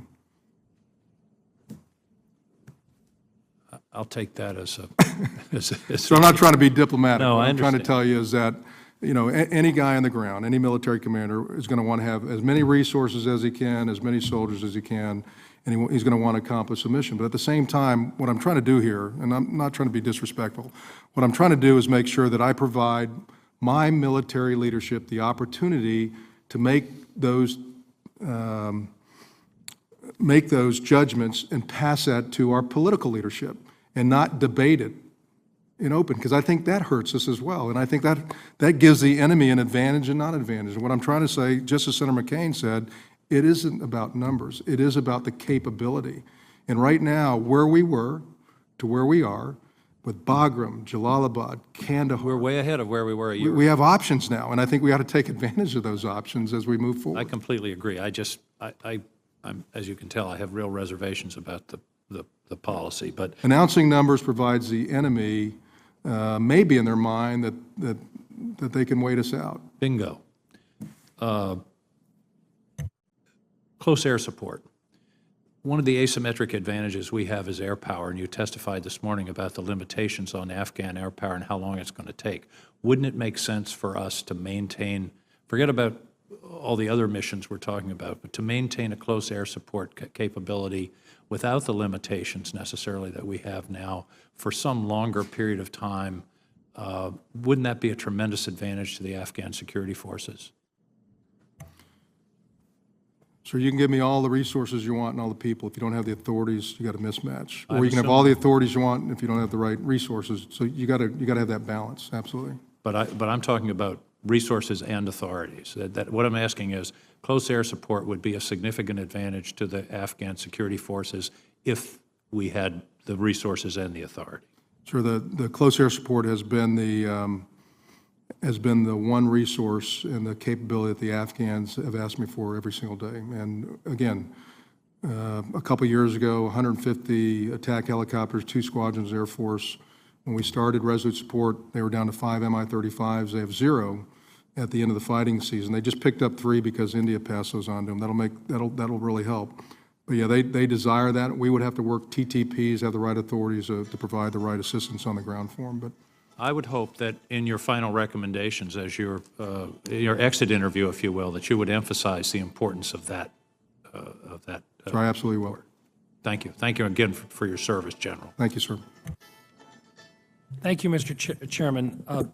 General, thank you for your service, and thank you to your family for sticking with you and working through this marvelous career, and at the same time, all of the sacrifice that you've made is most certainly a sacrifice which they have endured with you, and I appreciate that.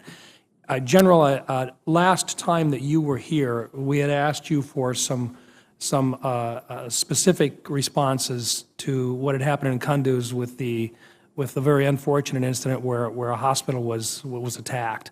I want to thank you for having, in a timely fashion, to having responded to our request and providing a very good answer to our questions. It is appreciated. Also, I know that you've already talked about this somewhat with Senator Blumenthal, but I'd like to give you the opportunity to perhaps specifically work in with regard to governance and the challenges there. We know that ultimately effective governance will be required for the counterinsurgency effort to succeed. To what extent has effective governance evolved during your time in Afghanistan, and how do you see the relationship between the effective governance and the U.S. troop level that should remain? And let me preface the question with this.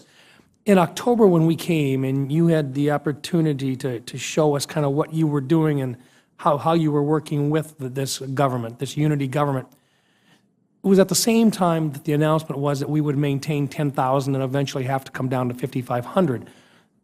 But I got the impression that it was because of the governance and the capabilities that were there that we were even considering doing that. And yet at the same time, it seemed to be reported that this was there because of the incompetence of the Afghans rather than because we could see progress being made. I'd like you to have the opportunity to comment on that and get your thoughts. Sure, thanks for the question.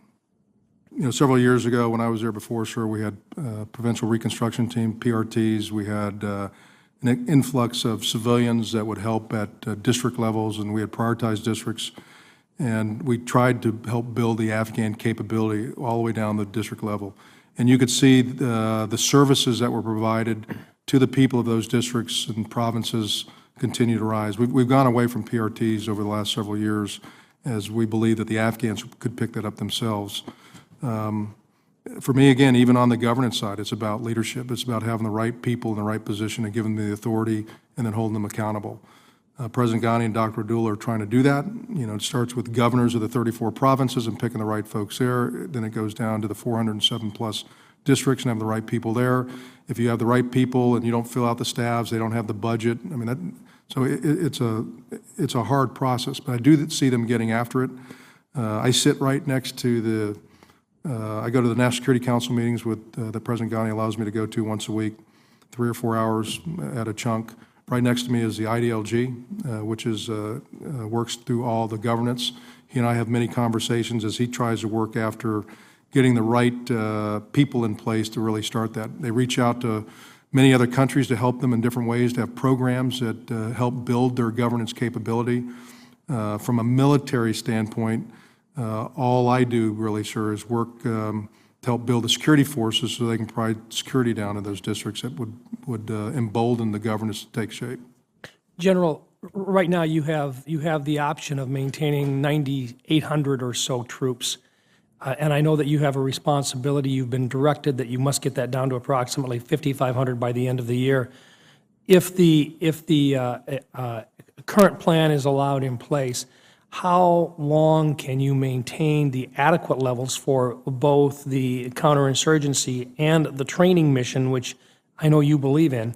How long can you maintain the higher number until you have to start drawing down in order to meet the obligation that you've been given? So we're working through, and we'll have very detailed plans to show that glide slope, but my opinion right now is I'm going to try to keep 9,800. I'll recommend to General Nicholson to keep 9,800 all the way through most of the fighting season, but at some point, as I said before, it becomes physics, and you have to get people out of different areas and bring them in, and that's we've done that over the years from 100,000 plus to where we are today, so we have a very methodical, well-thought-out process, and our logisticians are the best in the world to be able to get that done. But your goal is to maintain as many as possible for as long as possible, just in case there may be a change in heart with regard to what we need there. Would that be fair to say, sir? So I'm going to try to keep as many as I can, as long as I can, but understand I have an order to get down to the Yes, sir, and I appreciate that. Thank you once again for your service and for your answers today, sir. Thank you, sir. Thank you, Mr. Chairman. Thank you, Mr. Chairman, and I add my thanks, General, to you and your family for your years of service to our country. In the series of questions and your responses regarding what is the appropriate number of U.S. forces in Afghanistan, part of the assessment from your testimony is that we need to assess the capability of the Afghani military to protect themselves. So I note that in your testimony that you assess that at least 70% of the problems facing the Afghan security forces results from poor leadership, and that there's some positive changes occurring with regard to replacing the poor leadership, which I assume is poor leadership in the Afghan military. That's what you're referring to, right? Yes, ma'am. Military. So the Army has replaced 92 general officers, which I assume is a positive change that was made? And for the most part, those are all very positive changes. That's happened just probably in the last 3 months. So I don't know out of how many general officers, how many more general officers do you think needs to be replaced in order to strengthen the capability of the Afghan Army? Ma'am, on the MOD side, on the Army side, I think we're down to very few. There's a couple key positions that the Minister of Defense is taking a look at that I know that he wants to change out, and that I would concur with him. Although, I think we got to get to the MOI side, on the police side. We have not made very many changes on the police side, and I think that's really where we have to go next. so that's what you're referring to when you said these changes will take time. It's on the police side, military police side. Yes, ma'am. Not necessarily. I mean, the future of both the Army and the police are the great young leaders they have today, the captains, majors. They're building their non-commissioned officer corps. They have folks that have been trained in the U.S., the UK, Germany, other places. We got to continue to put them in the right leadership positions. And again, I think that's the hope. That's the future of their security force. So what kind of factors will need to be in place to ensure that these kinds of leadership changes continue to occur in Afghanistan? Ma'am, you have to have leaders of courage that want to make those decisions based on merit, based on standards, not based on patronage. You have that in the national government. So you need political leaders with that kind of perspective as well as military leaders? You do, ma'am, because the general officers, for sure, the 2, 3, and 4 stars are picked by the political leadership. And below the 1-star, it really is inside the Ministry of Defense, but that's also political leadership. So since the changing leadership is such a critical part of assessing, it's going to have an impact on what would be an appropriate number of U.S. forces, what is the length of time do you see of, that would be necessary for these kinds of changes to occur in Afghanistan?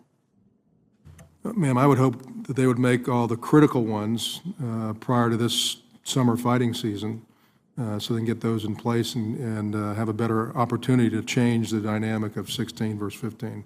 So I would hope they could make most of those here very, very quickly. So that's very positive.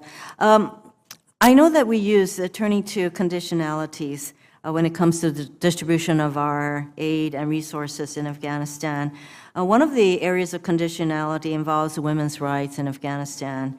What progress has the Afghan government made with regard to women's rights? Can you express your thoughts on that? Yes, ma'am. Thank you for the question. I mean, they're doing much better in the MOI and the police than they are in the Army. They're working both, but there's institutional challenges on the Army side to recruit women because the Army is a national force, and I think the women want to join and stay where they grew up. The police, they can do that. The Army, they usually can't, so they're working around that. They've done, actually, again, quite good on police side of encouraging women to join, sending them to Jordan and other Turkey to get schooling and then bring them back in.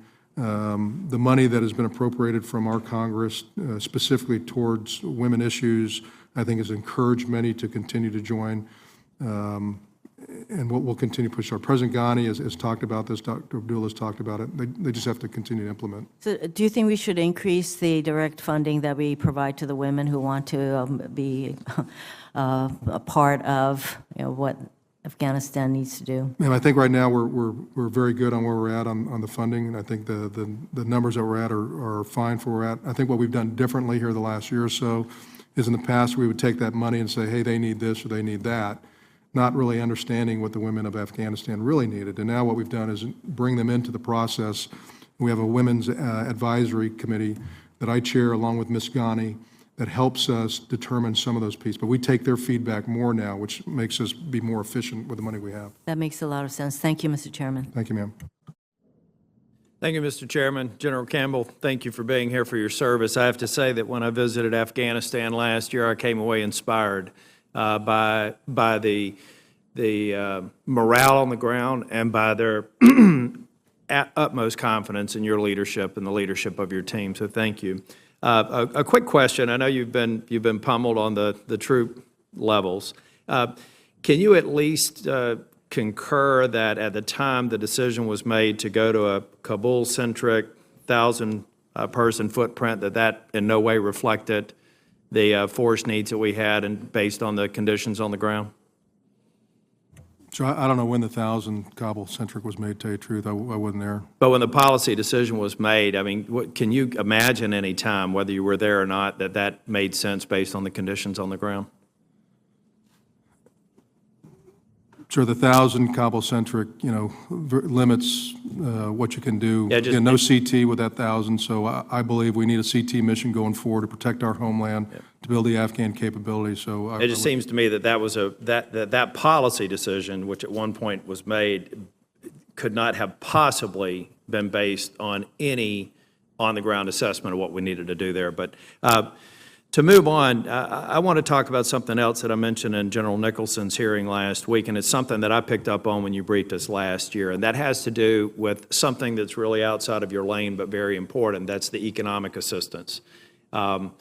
You discussed in the hearing last year about the tail in 2017 and the need to sustain funding well beyond that.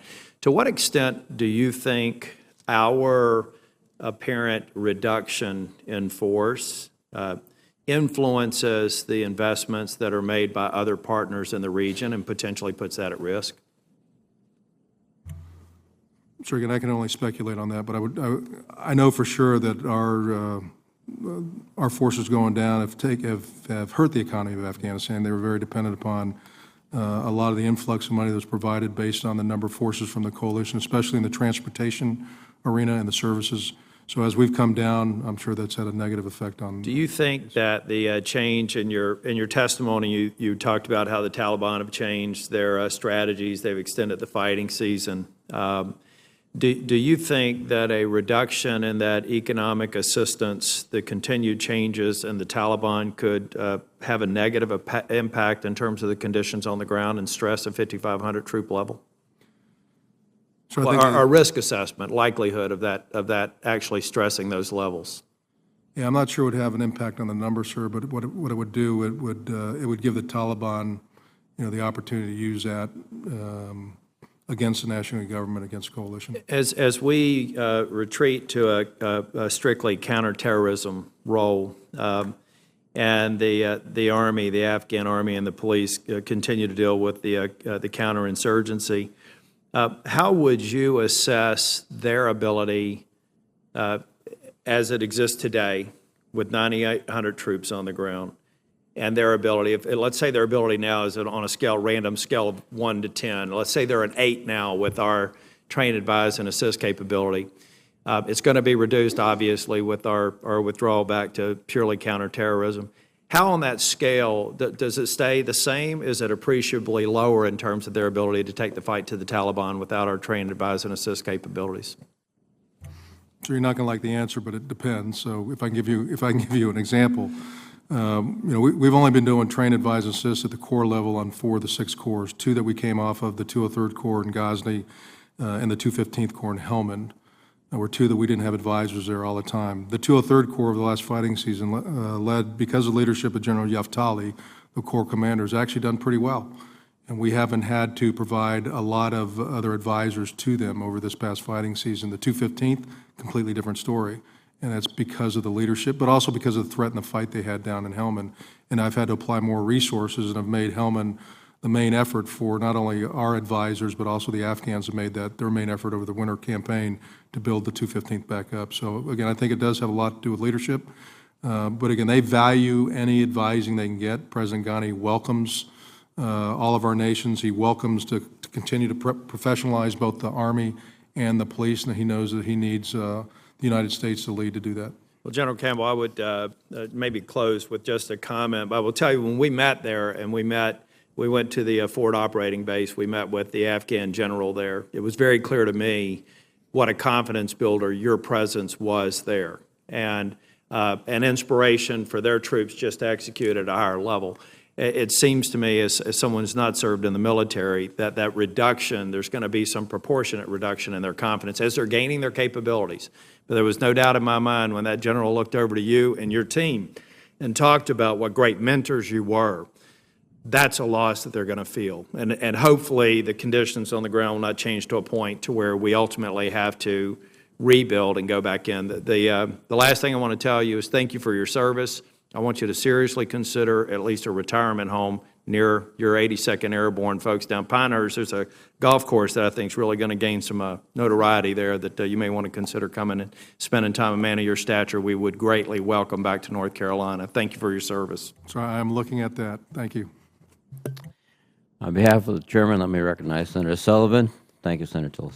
Thank you, Mr. Chairman. General, you probably know that a lot of members of the Army also retire in Alaska. So I want to make sure you keep that option open too. We don't have such great golfing, but we got better hunting and fishing than North Carolina. So I hope you keep an open mind on that. But like all the other members of the committee, I want to thank you for your service, exemplary service, and not only to you, but your family as well, because as you know, families serve when their members are serving. And so just want to thank the whole clan for your decades of service. I wanted to follow on the question that Senator King raised, and I'm just asking your view on it, because I think sometimes we actually, certainly I do, get a little confused on the difference when we have members of the military testifying in front of this committee.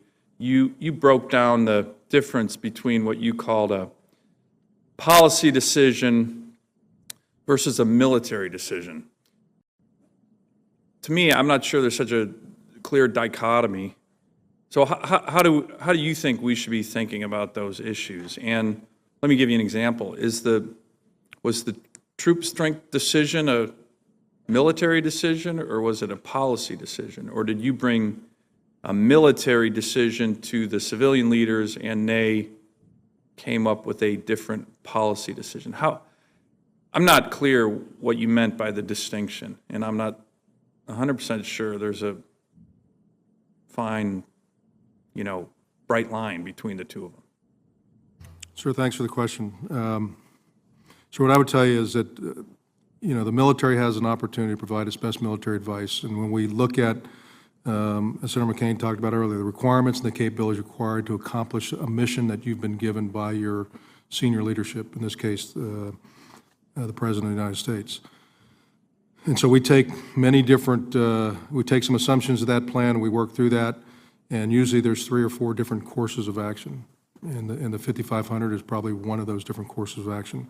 What I can't get into, sir, is all the giving back and going back and forth and taking a look at that both from a military perspective and then as you engage with the interagency, because there's, what we look at is risk to force and risk to mission. So, the military absolutely has the responsibility to provide, what it thinks is necessary to accomplish the mission. But there are also outside factors that tie into that we have to understand. And if some of those come in and adjust the capability requirements that you need there, then what we're required to do is go back and say, okay, we can still do the mission, but the risk may be higher or the risk goes down. And so that's how I think we... So your military decision in this case was the COAs that you provided on troop strengths that came with certain risks depending on what the COA was. And the policy decision was ultimately the decision chosen by the President to go with 5,500. Is that a good way to think about it? Well, so I think, again, the decision, ultimately the President makes the decision, and that's the policy that we follow. But again, there's a lot of give and take as we go through there, and we have the opportunity at all different levels to provide our input. Sometimes the input is taken, sometimes it's not taken. But I think that's part of the process as we move through there. And I think we've learned many of those lessons over several years of how we work within this process to do that. And I'm very proud that, we have great leaders like Joe Dunford and others, General Dempsey and others that have helped us get through this process. But we absolutely have to provide our input. And if we can't live with that, if there's something we can't live with, then we have to say so. Right. And then okay. we follow orders, sir, and you follow your last orders first. And I appreciate if you can't that, live with it, if it's not immoral, it's not illegal, all right, then you got to do the best of your ability to make sure that you can accomplish the mission. Let me ask another question on the safe haven issue on the border between Afghanistan and Pakistan. Is that solvable? And if it's not solvable, do we have a perpetual problem with the Taliban, with the Haqqani network, with al-Qaeda? I mean, how should we be thinking about that? Because it doesn't seem like that looks like it's going away anytime soon. And it certainly has had to be an enormous frustration for you to be ready for a fighting season and then know that some of the enemies that we and the Afghan army were battling go to the other side of the border, train, equip, rest, and then come back at us. How should we think about that issue, which seems to not get as much attention as it deserves, but in my view seems to be one of the most critical issues we face in the entire region? Sir, thanks. Again, I think we have to continue to work with Pakistan. Pakistan and Afghanistan got to work together. They got to talk military to military and how they can get after a common enemy that knows no border, knows no boundaries. Transnational terrorism does that.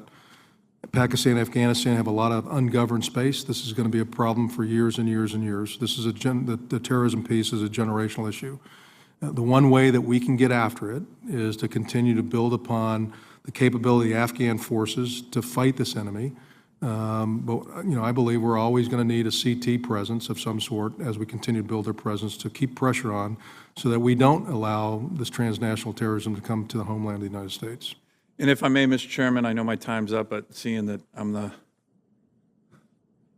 thank you.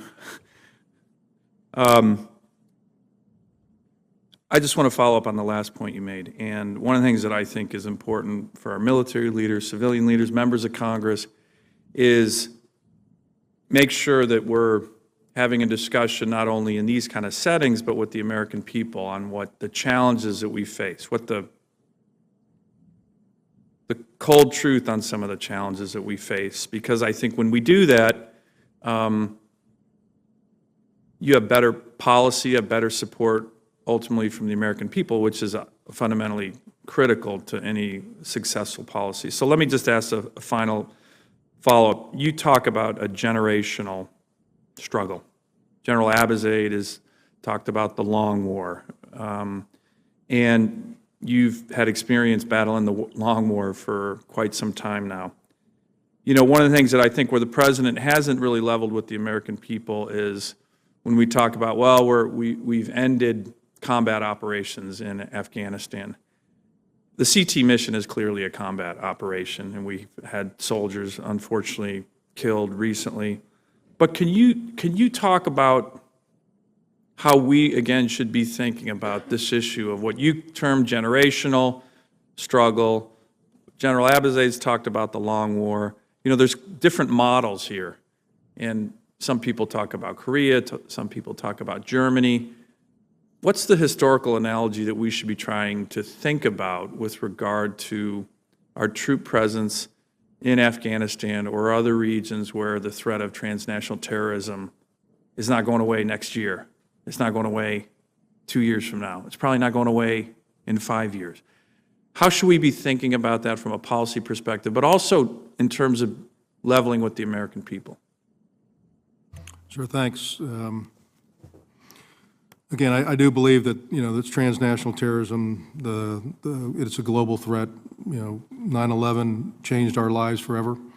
I think we're very fortunate that the men and women of our country, for the most part, you know, don't worry about a lot of it now because they have great men and women, less than 0.5% that continue to serve willingly, voluntarily, to do what they can to make sure that they're safe. And it's good that our and are on offense in many parts of the world.